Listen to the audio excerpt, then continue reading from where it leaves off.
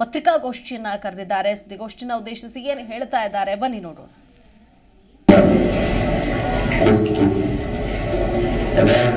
ಚುನಾವಣೆಗಳು ಬಂತು, ಕೆಲವು ಗೆದ್ದಿದ್ದೀವಿ, ಕೆಲವು ಸೋತಿದ್ದೀವಿ. ಆದರೆ ಇವತ್ತು ನಾವು ಪ್ರಜಾಪ್ರಭುತ್ವದ ಹಬ್ಬ ಈಗ ಮುಗಿತಾ ಇದೆ. ಜನ ಒಂದು ಬದಲಾವಣೆಯನ್ನು ನಿರೀಕ್ಷೆ ಮಾಡುತ್ತಾರೆ. ಆ ಪೂರ್ವವಾಗಿ ನಾವೆಲ್ಲ ಯಾವ ರೀತಿ ಜನ ನಮ್ಮ ಬಗ್ಗೆ ನಂಬಿಕೆ ಇಟ್ಟಿದ್ದಾರೆ, ಆ ನಂಬಿಕೆಯನ್ನು ನಾವು ಯಾವ ರೀತಿ ಉಳಿಸ್ಕೊಂಡು ಹೋಗಬೇಕು ಅನ್ನೋದು ನಾವೆಲ್ಲ ಚರ್ಚೆಯನ್ನು ನಾವೆಲ್ಲ ಮಾಡುತ್ತೇವೆ. ಸುಮಾರು 10 ಪಕ್ಷಗಳು ಈ ಪಕ್ಷಗಳು ನಾವೆಲ್ಲ ಕೂತ್ಕೊಂಡು ಚರ್ಚೆ ಮಾಡ್ತೇವೆ. ಅವ್ರ ನಂಬರ್ ಎಷ್ಟಿದೆಯೋ, ವಿಧಾನಸಭೆಯಲ್ಲಿ ಎಷ್ಟಿದೆಯೋ, ವಿಧಾನ ಪರಿಷತ್ನಲ್ಲಿ ಎಷ್ಟಿದೆಯೋ, ಲೋಕಸಭೆಯಲ್ಲಿ ಎಷ್ಟಿದೆಯೋ ಅನ್ನೋದು ಮುಖ್ಯ ಅಲ್ಲ. ಅವ್ರದ್ದಾದಂತಹ ಒಂದು ತತ್ವ ಸಿದ್ಧಾಂತದ ಮೇಲೆ ನಂಬಿಕೆಯನ್ನು ಇಟ್ಕೊಂಡು ಅವರ ಪಕ್ಷವನ್ನು ಕಟ್ಟಿಕೊಂಡು ಬಂದಿದ್ದಾರೆ. ಒಂದು ಉದಾಹರಣೆ ಹೇಳ್ತಾ ಇದ್ರು, ಲಾಸ್ಟ್ ಲೋಕಸಭಾ ಎಲೆಕ್ಷನ್ ಅಲ್ಲಿ ನಾವು ಜನತಾ ದಳವನ್ನು ಸೇರಿ ಒಟ್ಟೊಟ್ಟಿಂದ ತುಮಕೂರಲ್ಲಿ ಎಲೆಕ್ಷನ್ ಮಾಡಿದ್ರು. ಒಂದು ಪಕ್ಷ ತುಮಕೂರಿನಲ್ಲಿ ಇಂಡಿಪೆಂಡೆಂಟ್ ಅಲ್ಲೋ ಅವ್ರದ್ದಾದಂಥ ಪಕ್ಷದ ಸಿಬಿಐ ನಿಂತ್ಕೊಳ್ತು.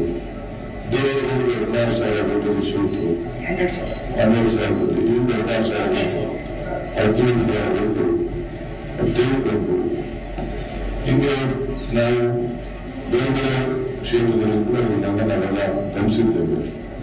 ಸೊ ಹಾಗಾಗಿ ಎಷ್ಟೇ ಓಟಿರಲಿ ಆ ಓಟನ್ನು ನಾವೆಲ್ಲ ಸರಿ ಒಂದಾಗಿ ಮಾಡಬೇಕು ಅನ್ನೋದು ನಮ್ಮ ಗುರಿ ಒಂದೇ ಇರೋದು. ಎಂದಿಗೆ ಸೋಲಿಸಬೇಕು, ಈ ದೇಶದಲ್ಲಿ ಪ್ರಜಾಪ್ರಭುತ್ವನ ಉಳಿಸಬೇಕು ಅನ್ನೋ ದೃಷ್ಟಿಯಿಂದ ಇವತ್ತು ನಾವೆಲ್ಲ ಕೂತ್ಕೊಂಡು ಅನೇಕ ವಿಚಾರಗಳನ್ನ ಚರ್ಚೆ ಮಾಡುತ್ತೇವೆ. ಈ ಆಯೋಗದಲ್ಲಿ ನಡೆದಂತ ತೀರ್ಪು, ಈ ಬ್ಯಾಂಕ್ ವಿಚಾರದಲ್ಲಿ ಬಂದಂತ ತೀರ್ಪು, ಅದಾದ್ಮೇಲೆ ಯಾವ ರೀತಿ ನಮ್ಮ ಇನ್ಸ್ಟಿಟ್ಯೂಷನ್ಸ್ ಯಾವ ರೀತಿ ದುರುಪಯೋಗವನ್ನು ಮಾಡಿಕೊಂಡು ಎಲ್ಲ ನಾಯಕರುಗಳ ವಿರೋಧ ಪಕ್ಷದ ನಾಯಕರ ಮೇಲೆ ಯಾವ ರೀತಿ ಘನಪ್ರಹಾರ ಮಾಡ್ತಾ ಇದ್ದಾರೆ, ಅವರ ರಾಜಕೀಯದ ಅಸ್ತಿತ್ವವನ್ನೇ ಉಳಿಸಬೇಕು ಅಂತೇಳಿ ಏನು ದೊಡ್ಡ ಪ್ರಯತ್ನ ನಡೆದಿದೆ. ಇದೆಲ್ಲ ಕೂಡ ನಾವು ಚರ್ಚೆ ಮಾಡಿ ನಾವೆಲ್ಲ ಕಲಿಸಿದ್ದೇವೆ. ಸೊ ಅದಕ್ಕೆ ಒಟ್ಟಾರೆ ನಾವೆಲ್ಲ ಸೇರಿ ಒಗ್ಗಟ್ಟಿಂದ ಎಲೆಕ್ಷನ್ನ ರಾಜ್ಯ ಮಾಡ್ತಿದ್ದ ಇರೋದು, ಬೂತ್ ಮಾಡ್ತಿರೋದು ಕೂಡ ಎಲ್ಲ ಸಂಬಂಧಪಟ್ಟಂತ ಕಾರ್ಯಕರ್ತರು ಜೊತೆಗೆ ಸೇರಿ ನಾವು ಆಯೋಗವನ್ನು ಮಾತಾಡ್ತಾ ಇರ್ತೀವಿ. ಜೊತೆಗೂಡುವುದು ಆರಂಭ.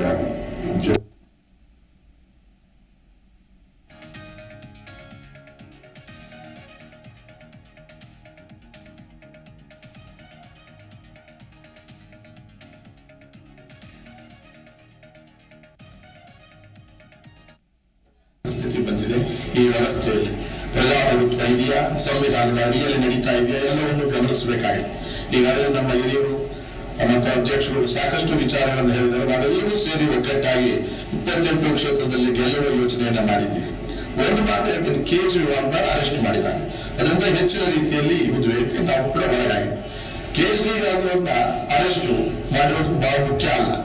ಆಮೇಲೆ ನಮ್ಮ ಫ್ರೀಸ್ ಮಾಡಿರ್ತಕ್ಕಂಥದ್ದು ದುಡ್ಡು, ಅದು ಮುಖ್ಯ ಅಲ್ಲ. ನಾನು ಹೇಳೋದು ನಿಮ್ಮ ಇದೆಲ್ಲ ಇದು ಫ್ರೀಸ್, ಇದು ಅರೆಸ್ಟ್ ಆಗಿರೋದು, ಫ್ರೀಸ್ ಆಗಿ ಅರೆಸ್ಟ್ ಆಗಿರೋದು ಪ್ರಜಾಪ್ರಭುತ್ವ, ಫ್ರೀಸ್ ಆಗಿರೋದು ಸಂವಿಧಾನ.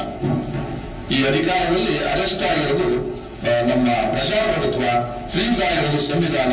ಸರ್ವಾಧಿಕಾರವನ್ನ ತೊಲಗಿಸಿ ಪ್ರಜಾಪ್ರಭುತ್ವ ಉಳಿಸಿ, ಇದು ಒಂದೇ ಘೋಷಣೆ ಇಡೀ ರಾಷ್ಟ್ರದಲ್ಲಿ 50 ನಿಮಿಷ ನಮ್ಮೆಲ್ಲರ ಅನುಕೂಲಕ್ಕೆ ಮಾಡ್ಕೋಬೇಕಾಗಿರ್ತಕ್ಕಂಥದ್ದು.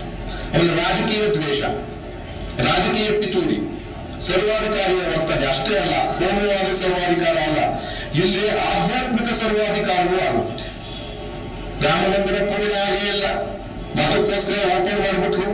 ಆ ಮಡಿವಾಚಾರ ಯಾವುದೂ ಇಲ್ಲ, ನಾವು ರಾಮ ಮಂದಿರವನ್ನು ಕಟ್ತೀವಿ, ನಮ್ಮೂರಲ್ಲೂ ರಾಮ ಮಂದಿರ ಇದೆ, ಅಲ್ಲ ಅದನ್ನ ಯಾವ ರೀತಿ ಉಪಯೋಗಿಸಿದ್ರು? ಆಧ್ಯಾತ್ಮಿಕ ಸರ್ವಾಧಿಕಾರಿಯ ವರ್ತನೆ, ಸಂವಿಧಾನ ವಿರೋಧಿ ನೀತಿ, ಪ್ರಜಾಪ್ರಭುತ್ವದ ಕಗ್ಗೊಲೆ, ಜನತಂತ್ರ ವ್ಯವಸ್ಥೆಯ ಸರ್ವನಾಶ. ಇದು ಈ ಹಂತಕ್ಕೆ ಬಂದಿದ್ದೀನಿ. ಬಿಡಿಸಿ ನಾನು ಯಾವುದು ಹೇಳೋದಿಲ್ಲ.